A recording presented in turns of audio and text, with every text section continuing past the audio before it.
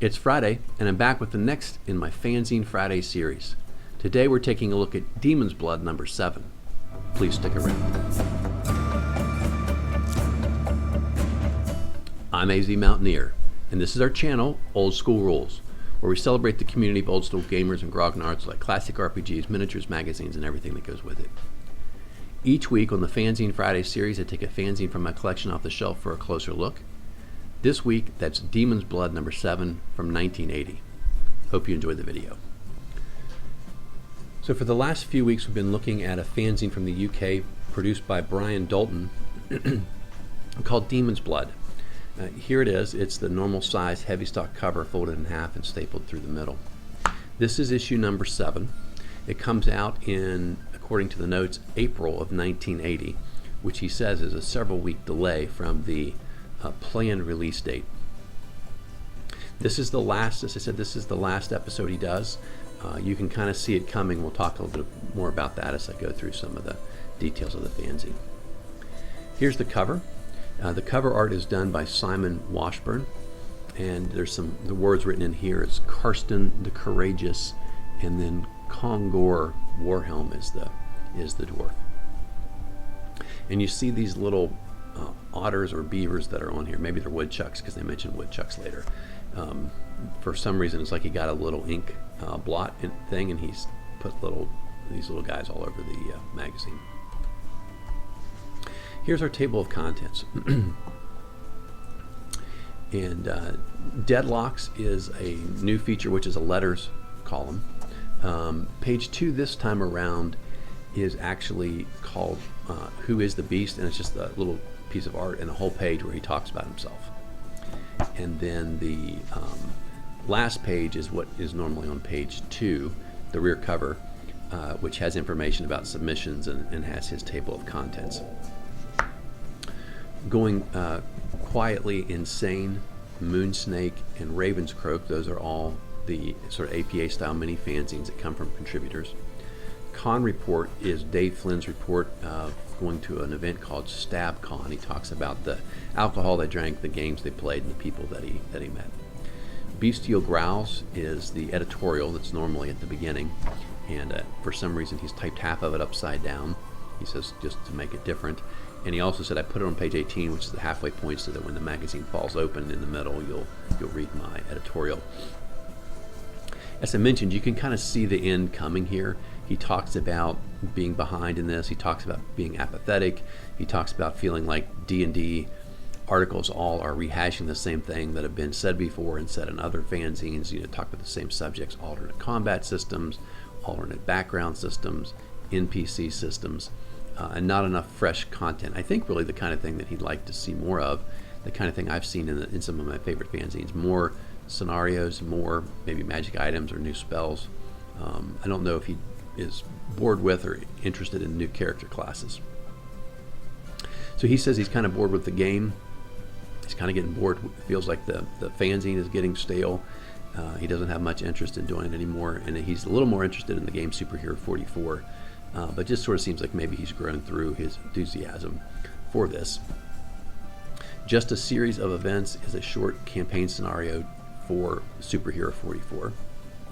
Odd Bunnies is another APA fanzine we'll talk about. Then he's back. Brian Dolton is back with additional editorial comments now, another 2 full pages. And again, he talks a little bit more about what's going on in his life and sort of his attitude and approach to getting things out timely. This is where he said, by the way, it's several weeks late. He does mention some fanzines, so let me share a little bit about what he says about those. Troll Crusher, he says we haven't seen anything since issue 18, so he wonders if that is no longer being produced. He says he's fed up with White Dwarf because they had an issue where they talked about letting blink dogs be characters. The Beholder, he said he didn't particularly care for. The Palantir, he said, is a very bad fanzine, which shows that people will basically pay money for anything or something to that effect. Said he hasn't heard much good. He hasn't read, but hasn't heard much good about the American fanzines, or Stormlord, or Spectre, and doesn't think that they're probably any good either. And then he goes on to say that his own fanzine is not all that great, and so it's just something he tries to do, and I fill the time as long as he's interested. Tales of Tall Raven is another fanzine. Halcyon Tales, Chronicles of Kawar. Those are all fanzines. Character File are new NPCs, and they come to us from Simon Billenness. And then Wombat is another one of these little mini fanzines. That particular one, Wombat, is all talking about things for Superhero 44. All right.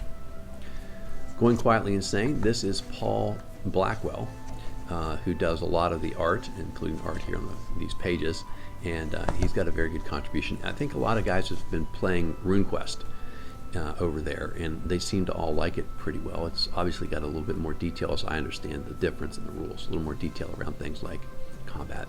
One of the things he does here to start off is he talks about a particular combat from history that's been written down and described. Whether that's accurate or not, it's certainly how it's described, and talks about things like fatigue, damage, people fighting through damage, people getting killed with one blow, and says his view, essentially what he's saying is D&D combat doesn't really account for, accurately mirror what we see in real life, and I think that's okay. I think Gygax would tell you the idea of D&D was to make it more of a simplified game. Remember, it came from wargaming, and they didn't have all the details of every individual piece of combat there either. In talking about RuneQuest, he says one of the things that he likes is the way they do advantages. So if you're attacking from above or below, there's an advantage, disadvantage, etc. So he likes that more realism in the combat, and so that's the general gist here. He gives his table for the advantage of different combat, but that's basically it for him.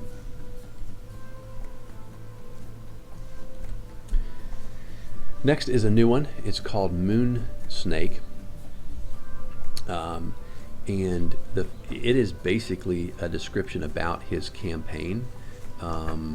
He talks a little bit about his gaming group.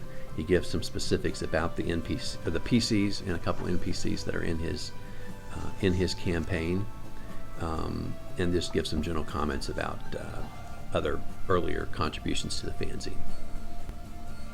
Next we have The Ravenscroft, number 4. This is by Andy Ravenscroft. He's one of the excellent contributors in here, in issue after issue. The first thing he talks about is a follow-up discussion from earlier, and this was about poison. This time he wants to talk about the fact that basically all poison, either make a save, you're fine; fail a save, you die. And he doesn't think that seems to be the way poison works in the real world. With real creatures, some are more deadly than others, and so he has a suggested system here for a couple of different things. One is how quickly it takes effect. One is what it does to you, and he said anything from death, paralysis, a coma, or just hit points of damage. And so he has the list here: giant centipede, eels, frogs, imps, medusas, purple worms, fungi, scorpions, snakes, spiders, toads, wolverine. And it gives you how long it will take before the effect, and it can be 1 to 4 melee rounds typically here, up to none, up to immediate, and then it can be anything from just 1 to 4 points of mild poison damage to, as I said, the different effects, and instant death depending on what it is. And he also has modifiers. He's mentioned this in an earlier article. He gives you modifiers based on your constitution, basically bonus. Basically, what he says is a high constitution could give you a bonus to a saving throw spell, and starting at 14, 15, 16, not 19 or 20 like the D&D rules that we see later.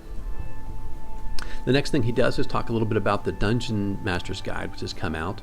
He says it's got some good things in it. He definitely says he considers it to be essentially optional rules, not essential to the game. He doesn't think that people should feel obligated to follow the rules just because they're in the DMG either, which is kind of the idea from the early days of D&D, the way they were written originally.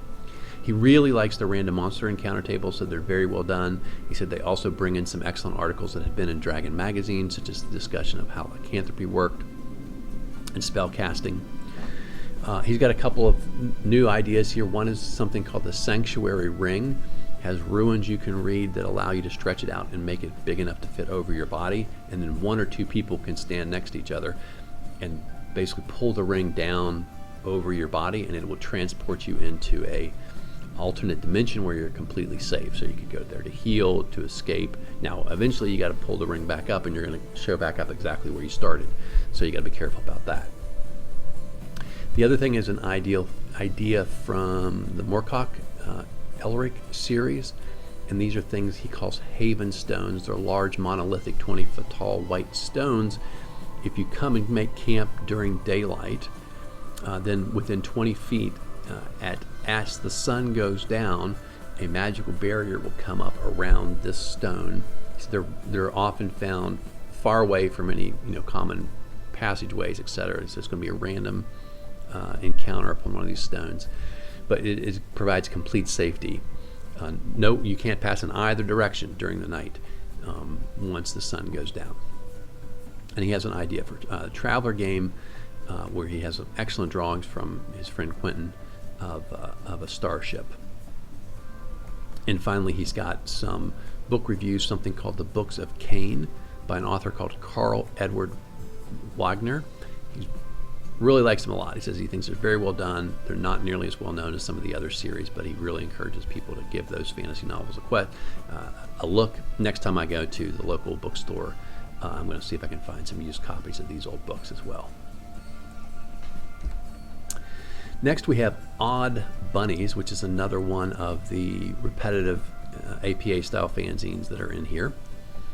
And the first thing he wants to talk about are clerics, and it's the idea of whether clerics' healing can affect anybody or only someone connected to the same deity, connected to the same alignment. And he goes through all kinds of different ideas about how you use alignment in your world, how few or many gods you might have. He kind of lands on this idea of if you're sort of perfectly aligned, same deity, same alignment, you can get basically an enhanced, so you get a die 10 roll, D10. And then if you're close, you can get a D8, a little bit further away, D6, further away, maybe only a D4. Which is an interesting idea. I think in my game, we just the spell, the cleric has the ability to heal whomever he wants based on those spells. But it's an idea. It's interesting in here to me. They mention how they find clerics to be overpowered.